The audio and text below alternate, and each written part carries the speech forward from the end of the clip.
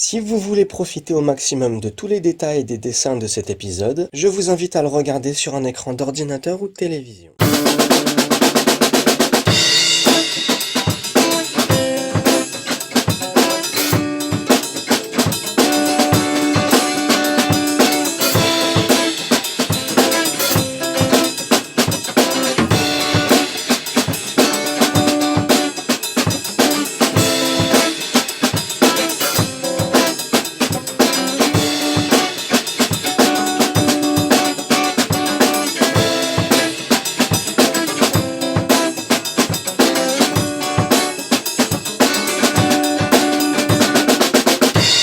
Le lendemain matin, vous vous levez.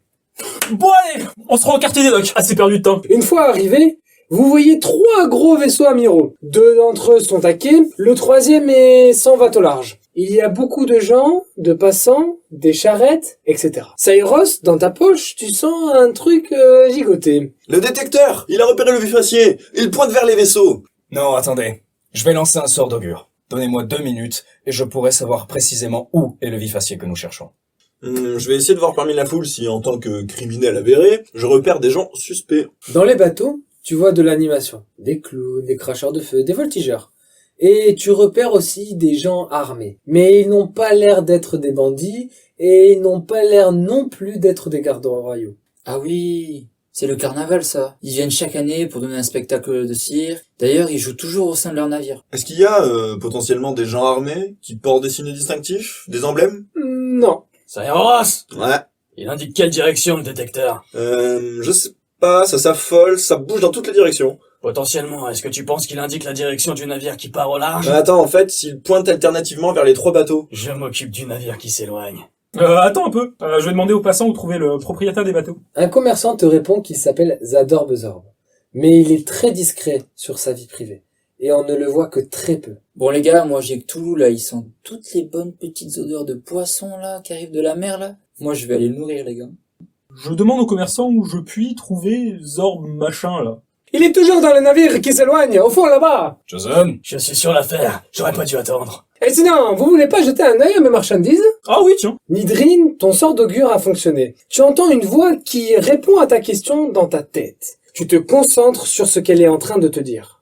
Ah, je pars donc en courant, hein. Parce que ce navire-là, les gars, c'est le scénario qui s'éloigne, c'est obligé. Je me désappe en même temps que je cours parce que mon épée, mon bouclier et ma côte de mailles sont trop lourdes pour me permettre de nager. Je vais péter mon meilleur saut. Je dois pouvoir gratter au moins 20 mètres avec ma pleine puissance de 100 dragons. Sauf que tu n'arrives pas à te déshabiller en courant. Ta côte de maille reste bloquée au niveau de ton visage, tu n'arrives pas à la décoincer. Tu atteins le rebord du quai, tu trébuches. Les gars, vous en faites pas, je gère, ah! Les autres, J'ai été interpellé par ce que faisait Nidrine. J'entends un bruit désagréable derrière moi. Je me retourne, y a rien. Donc je reprends ce que je faisais. Toujours en train de regarder les camelotes du commerçant, rien vu, rien entendu. Moi les gars, toujours dans la poiscaille. Moi je suis en pleine transe. Mais sinon, en plein milieu du quai, avec tout le monde qu'il y a à cause du marché, y a personne qui me voit tomber dans l'eau? non, pas un seul passant ne prête attention à toi. Donc, Nidrine, pose ces questions dans ta tête. Est-ce qu'il y a bien les vifaciers dans le bateau? Oui, 4 au total sont répartis sur les 3 bateaux. Mais il y en a un 5e qui fait des tâches hors des bateaux. Est-ce que l'homme qui s'occupe des bateaux le sait? Oui, Est-ce que cet homme est dans le bateau qui s'éloigne? oui. Que fais-tu? Qu'est-ce que c'était que ça? Ça fait peur! Eh, t'es sorti de ta transe chamanique voodooïste, c'est bon? Ouais, c'est bon. Il y a des vifaciers dans les 3 bateaux, et leur propriétaire est dans le coup. Il est dans le navire, au fond. Ah, le navire du fond. C'est celui dans lequel il y a le monsieur qui organise tout le carnaval. Et il est dans le coup les gars. Au fait, il est où, Jason? Et je regarde partout et je vois son bouclier, son épée par terre. Et je fais, mais il va avoir un problème sans armes. Il va aborder un navire tout seul, à poil. Ah, je fabriquerai un cadavre sur place et j'aurai plus qu'à me baisser pour ramasser son arme. Après, je m'occupe du reste de l'équipage et c'est réglé. Pour l'instant, t'es juste en train de te noyer tout seul dans ton coin. Tu peux même pas lui répondre car tu l'entends pas. T'es juste sous l'eau. Je fais part de mon plan aux autres. Vu que l'autre taré est en train de partir tout seul vers le bateau du fond, c'est une diversion parfaite pour me permettre de m'infiltrer dans l'un des autres bateaux. Donc je lancerai un sort d'illusion pour me déguiser en marin et je monterai sur le bateau en passant par la passerelle principale. Et sinon, j'ai qu'à tout faire brûler, non? Pourquoi j'étais sûr que tu voudrais faire ça? Non mais je veux juste faire cramer les bateaux, pas tout le quartier. Ah, si tu fais ça, c'est la peine de mort pour ta face, frère. Ah oui, ça c'est embêtant. Non bah je vais pas faire ça alors. Bon bah je lance un sort de compréhension des langues et je me lance vers le batal. Rosepe, tu rates complètement ton sort. Toutes les langues se mélangent dans ta tête. Tu n'y comprends plus rien. Même pas la langue commune. Josen, de ton côté, tu as failli mourir noyé, mais tu parvins finalement à remonter à la surface. Un bras sur le rebord du quai, un autre bras sur le rebord du quai, ma tête apparaît, je regarde les gens et essoufflé, je fais... C'est bon, je vais bien. Ensuite je remonte, je reviens vers les potes avec mon épée qui traîne au sol. J'ai fail, désolé, ça partait dans mon sentiment. Hein? Ah, ouais, ça arrive à tout le monde, t'inquiète. Et je vais vers le bateau que je voulais infiltrer. Et en chuchotant, je balance un espèce de malade. Saeros, tu arrives à t'infiltrer dans le bateau. Il y a beaucoup de monde dans ce bateau. Tu entends un bruit mécanique que tu reconnais. Puis tu repères le vifacier se déplacer librement dans le bateau. Et à ce moment-là, il y a 2 matelots armés qui t'attrapent. Ils te disent: que faites-vous là? Vous n'êtes pas un artiste? Et ce vêtement de marin est un faux, je le reconnais. Vous croyez tromper qui, comme ça? Je lève les mains lentement et je ne dis rien. Vous, je vous reconnais.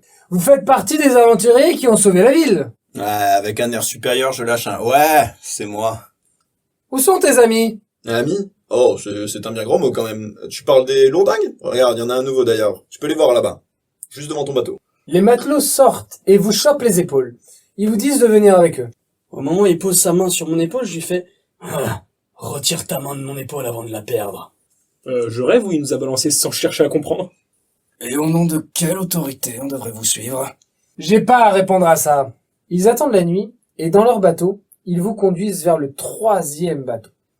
Vous n'êtes pas prisonnier. Vous êtes libre de vos mouvements au sein du bateau, mais vous ne pouvez pas vous enfuir. J'aurais très bien pu le rattraper tout seul, ce bateau.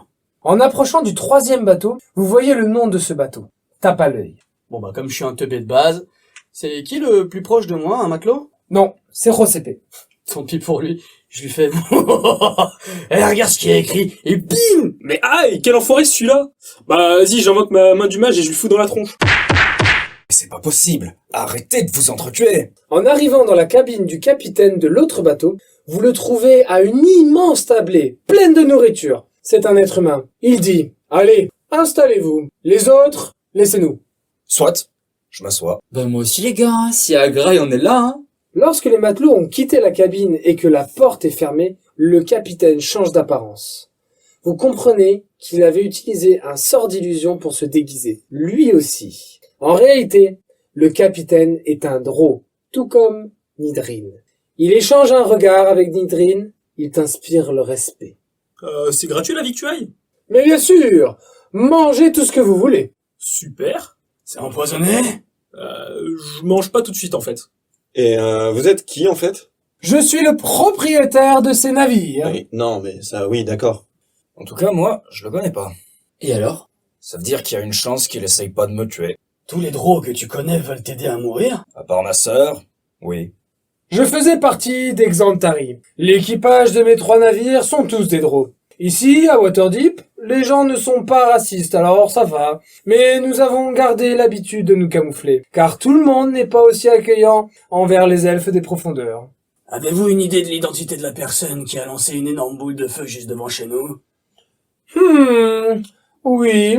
À ce moment, vous voyez 2 vifaciers entrer dans la salle par un petit hublot et voler partout. J'ai cru comprendre que vous en aviez perdu un. Perdu un? Non, on m'en a volé un. Vous pouvez nous éclaircir un petit peu plus sur ces vifaciers? Je les ai achetés à un magicien lantonien. C'est lui qui les a fabriqués. Et du coup, c'est lui qui a fabriqué le pantin qu'on a vu au musée. J'en ai 2 dans mon vaisseau, pour mon propre amusement. J'en ai 2 dans un autre bateau, et un autre dans le dernier bateau. Ils sont très dociles et très obéissants. S'il m'en manque un, ça ne peut être que du vol. Et ils ont été volés quand, vous pensez?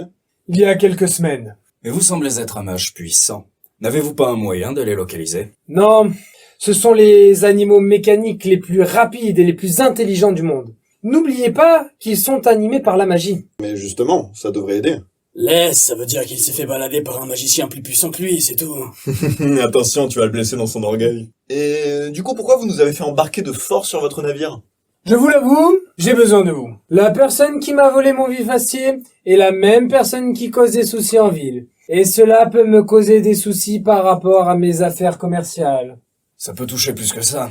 Il l'a utilisé pour récupérer la pierre de Golor sur le corps du gnome.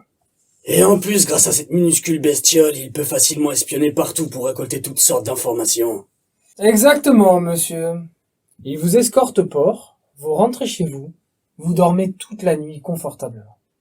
Le lendemain matin, vous êtes réveillé en sursaut par un cri. Les gars! J'ai des informations pour faire avancer notre enquête! Mais ferme-la! Puisque j'ai pas de chambre, ça veut dire que je dors par terre quelque part pas loin de l'entrée, je me doute. Je me réveille, je dégaine mon sabre, et je lui dis, toi, tu vas me donner ton nom et ta profession.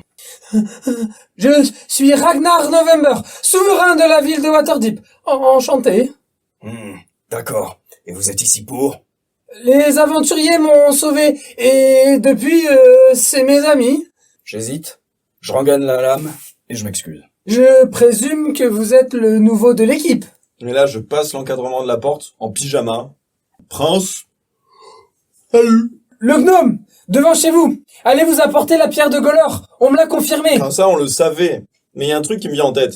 Pourquoi envoyer une méga grosse boule de feu géante juste pour assassiner un gnome? Facile. Parce que personne ne penserait à un assassinat quand ça ressemble à un attentat. Bah, il est sinistre le drôle. Je tiens à te rappeler que ma vie n'a été que ça. Assassinat, guerre et... Commence pas à faire ton mélodramatique de bon matin. Bon je retourne à la chasse aux informations. Salut! Vous aussi, vous passez la journée à essayer de récolter des informations partout en ville. Mais vous ne trouvez rien. Vous rentrez à la taverne, et là, le souverain est de retour. Il a découvert l'identité de la personne qui s'est enfuie. Il s'appelle Urstul Fluxid. Vous avez un descriptif visuel, un portrait, une photo, un compte Insta peut-être? Non, mais quelqu'un du quartier nord l'a vu pénétrer dans la villa des Gralabent, peu après l'incident de la boule de feu. Il avait une attitude très suspecte. Apparemment, il faisait tout pour ne pas attirer l'attention. Prête-moi un mandat royal que je puisse entrer librement là-bas pour faire avancer l'enquête. Impossible, c'est une famille issue des plus hauts rangs de notre cité. Il faut autre chose que des suspicions pour obtenir un mandat contre eux. Vous allez devoir vous débrouiller par vos propres moyens. La solution la plus sage serait sans doute d'user de la discrétion. Sinon, on attend qu'il y ait un gars qui sorte pour lui parler. C'est vrai que les savants doivent forcément rentrer chez eux à un moment. Ou alors on peut leur proposer nos services en tant que mercenaires. Ils ne seront pas intéressés car ils ont l'exantari à leur disposition. Ah, alors faut la jouer discrète. Après, l'exantari ne résiste pas forcément au feu, alors que, de ce que j'ai compris, ceux ici présents ont réussi à survivre à Rosepe. Moi, je suis d'accord avec celui qui m'avait proposé de rentrer dans le tas et de tout défoncer. Mais personne n'a proposé ça. Ok, bon. Alors, je veux bien essayer de jouer au jeu de la discrétion parce que j'ai jamais essayé, mais je garantis pas le résultat. On peut quand même essayer de leur proposer nos services, mais plutôt grâce à nos relations ou à nos talents de mercenaires. Oui, on doit bien pouvoir leur proposer quelque chose qui les intéresserait. Je vous fais confiance pour la suite. Et ils quittent votre taverne en vous laissant 100 pièces d'or sur le comptoir en guise de pourboire. Ça, c'est un pourboire? Eh bah... Vous partez donc avec un plan basé sur la diplomatie.